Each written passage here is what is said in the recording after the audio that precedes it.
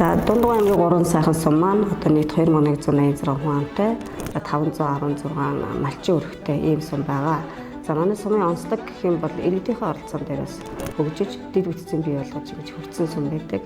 Одоо цаашид барьж байгаа удирдлагын хэмжээнд бол одоо хүний хөгжлөө илүү дэмжээ бид нар дэд бүтц одоо юм бол хөгжүүлчлээ. Одоо хүмүүсийн анхаарал гэсэн ийм бодлогыг барай ажиллаж байгаа. За юунаас нэгдүгээр одоо төрийн албаа боловсруулалтын хөгжлийг дэмжихүүдээс сумын одоо хүний нөөцийн хөгжлийн хөтөлбөрийг боловсруулад иргэдийн бодлогоор нь батлуулад төсөв сонгон батлуулаад ингэ явж байна. За нөгөө талдаа малчхан салбарлаас мачтынхаа хөгжил анхаарья.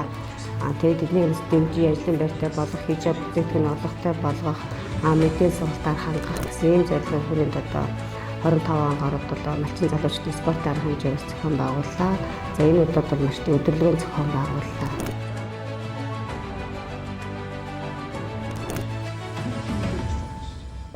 Засаг даргын тамгын газар байгуулагдсанаас хойш одоо ерөнхийдөө 7 сарын хугацаа болж байгаа. Тэр хугацаанд 2 дахь зөвлөгөөнд хийж байна. Өнөөдрийн малчтын зөвлөгөөнд давхар бас ингээд сум орноо цэвэр сум гэсэн үйл ажиллагааг зохион байгуулж байгаа нь бол маш сайхан хандлага өөрчлөгдөж байна гэсэн ач холбогдолтой болж байна. Дээрээс нь бид нар өөрсдөө оюуны хөрөнгө оруулалт хийж маш сайхан сургалтыг хүлээж авч сонслоо. Тэрүүгээр маш хэлж байна.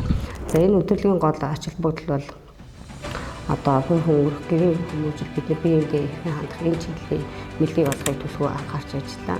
Мөн одоо тодорхой хэмжээний арга хэмжээний үеэр сум орны хөгжилтэй бүгдээр ингэж гарна гэж оролцож байгаа. Энэ арга хэмжээгээс уламжлалт болгохоор ингэж зорио ажиллаж байгаа. Тэгээ өнөөдөр бол манай малчт маань хор зөвлөгөөндөө сургалтаас ухаан хажуугаар одоо баг багийнхаа чиглэлээр ийм урсан хор хогийг цэвэрлэж гэсэн сумын хөгжилтөөс өөртөө цаг цагийг бас ингэж зарцуулан оролцож байна. Энэ жил удаа бас шинэ засаг төр гараад бас зөвлөгөөн гэж одоо бас нэг биш удаа хийж байна. Тэгээ янз янзын одоо эмэгтэйчүүдийн жол уулзаад янз янзын юм хийж байна. Энэ мэтэр одоо олон нийтийг бас өргөө хамруулсан тийм юм их сайхан хийж байна. Тэгээ энэ үед бас сэтгэл өндөр байна. Зөвлөгөөн сайхан болж байна. Мөн үүний зэрэгцээ одоо энэ удаагийн арга хэмжээний оройн одоо урлагийн арга хэмжээ бид хүмүүс төрөж арай өөрөө эргэж хамт олноор шийдсэн. За түрүүнд нь бид нар бол одоо малчин залуучдын хооронд спорт арга хэмжээ зохион байгуулсан. Тэгээд оройн арга хэмжээ гэхэл нэг урдын үед бол ингээд нэг урлаг зааланд суугаад бие биенээ хараад ингээд бүжиглээ судвал дэмжлээ. Энэ удаагийнх бол одоо ингээд гадаа илүү чөлөөтэй болохоос галын наадам хийж ингэж бас оройн шоугаа хийхээр Улаанбаатараас мэргэжлийн хөтлөгчийг авчраад ингээд ажиллаж байна.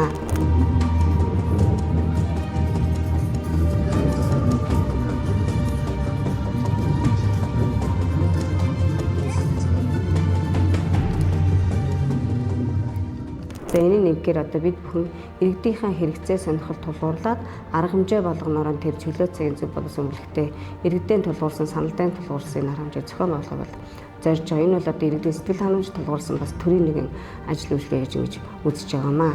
За тэгээд удахгүй сумын маань баяр наадам болно. 11-нд бол сумын баяр наадам болно. Энэ хүн наадамдаа нутгийн зоолон та бүхний хүрэлцэн эрхийг урьж байна. За малчин олонныхоо хөдөлмөрийн үр дүнгээр бид нар бас Түмэн адуу тоолсон энэ сум байж байгаа. Тэгээ Түмэн адууныхаа баяраас 8 сард бүгдээр хамтдаа тэмдэглэнэ. Ингээд малчин та бүхэндээ эрүүлэг хамгийн сайхан хүрэх хүсэн өрөөё.